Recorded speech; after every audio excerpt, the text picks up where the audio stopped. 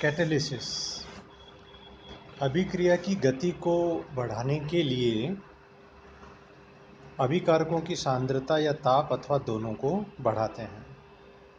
परंतु बर्जीलियस ने देखा कि अभिक्रियाओं की गति कम ताप पर बढ़ाने के लिए कुछ बाहरी पदार्थों का उपयोग किया जा सकता है और ऐसे पदार्थों को उत्प्रेरक कहा। कैटलिस्ट को हम ऐसे डिफाइन कर सकते हैं कि वे पदार्थ जो केवल अपनी उपस्थिति द्वारा रासायनिक अभिक्रियाओं का वेग परिवर्तित कर सकते हैं, अर्थात बढ़ा सकते हैं या कम कर सकते हैं, और अभिक्रिया के एंड में उनके संगठन में कोई अंतर नहीं आता, अर्थात जो स्वयं रासायनिक रूप से अपरिवर्तित रहते हैं, अनचेंज रहते हैं, उन्हें कैटलिस्ट कहते हैं। फॉर एग्जाम्पल,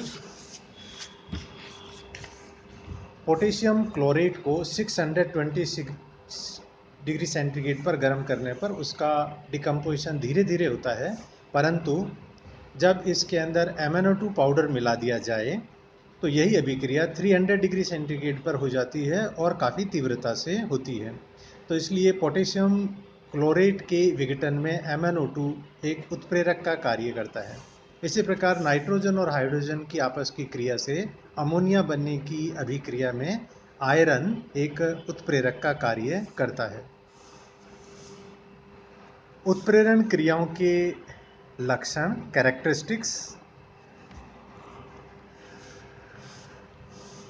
उत्प्रेरण अभिक्रियाएं अलग अलग प्रकार की होती हैं, फिर भी होमोजीनियस और हिट्रोजीनियस उत्प्रेरक क्रियाओं के कैरेक्टरिस्टिक्स सेम होते हैं। इनके कुछ कैरेक्टरिस्टिक्स हम डिस्कस कर सकते हैं। कैटालिटिक रिएक्शंस का फर्स्ट कैरेक्टरिस्टिक है कि उत्प्रेरक की मात्रा और उसका केमिकल कंपोजिशन अभिक्रिया के अंत में भी अपरिवर्तित रहता है।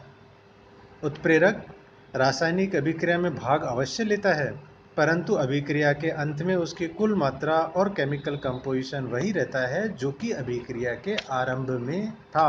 वह स्वयं कंज्यूम नहीं होता, हालांकि उसका भौतिक रंग रूप परिवर्तित हो सकता है। जैसे ऊपर भी हमने जो उदाहरण लिया था, पोटेशियम क्लोरेट के डिकम्पोजिशन में मैंगनीज डाइऑक्साइड ग्रेन्युलर उत्प्रेरक के रूप में कार्य करता है, तो अभिक्रिया के अंत में इसका रूप, भौतिक रूप ग्रेन्युलर से बदलकर बारीक चूर्ण के रूप में रह जाता है। सेकंड कैरेक्टरिस्टिक,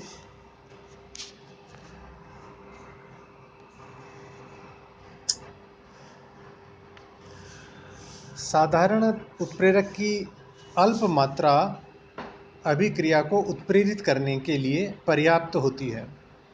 चूँकि उत्प्रेरक अभिक्रिया में भाग नहीं लेता है, अतः इसकी सूक्ष्म मात्रा से ही अभिकारकों की अधिकतम मात्रा उत्पाद में बदल जाती है।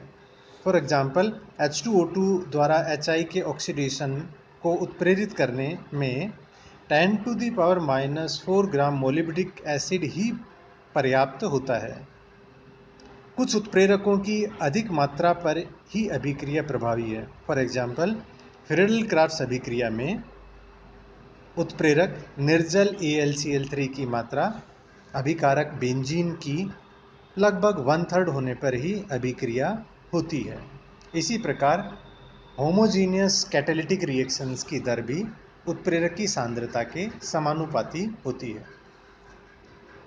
थर्ड कैरेक्टरिस्टिक, कैटलिस्ट किसी रिएक्शन को आरंभ नहीं करता, अर्थात कोई अभिक्रिया पहले से ही संभव हो, भले ही वो कम गति पर हो रही हो, उसी को ही उत्प्रेरक तीव्र गति से करा सकता है।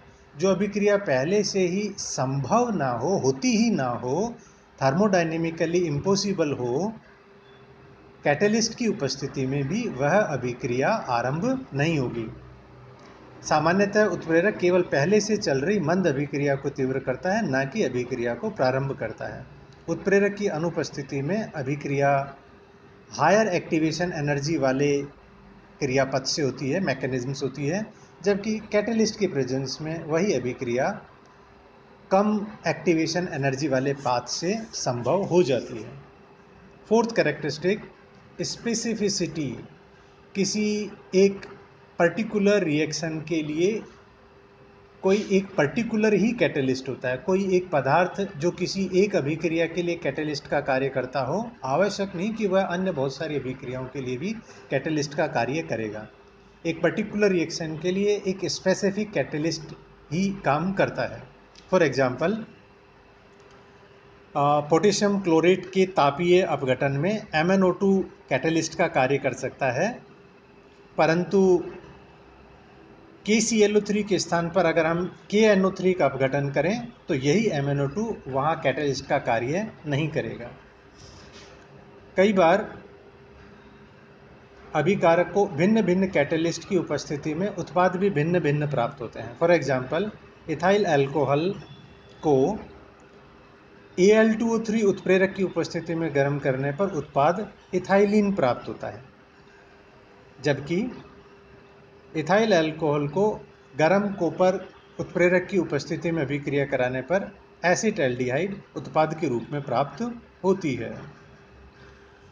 फिफ्थ कैरेक्टरिस्टिक, उत्प्रेरक उत्क्रमणीय अभिक्रियाओं की इक्विलिब्रियम स्टेट को परिवर्तित नहीं करता, क्योंकि उत्प्रेरक जहां अग्र अभिक्रिया को फॉरवर्ड रिएक्शन को तीव्र करता है तो वहीं बैकवर्ड रिएक्शन को भी समान रूप से तीव्र करता है। इसके कारण साम्य अवस्था शीघ्र आ जाती है, समय कम लगता है अग्र और पश्च अभिक्रियाओं के तीव्र रूप से संपन्न होने के कारण, परंतु साम्य बिंदु की स्थिति नहीं परिवर्तित होती, केवल साम्य शीघ्र आ जाता है।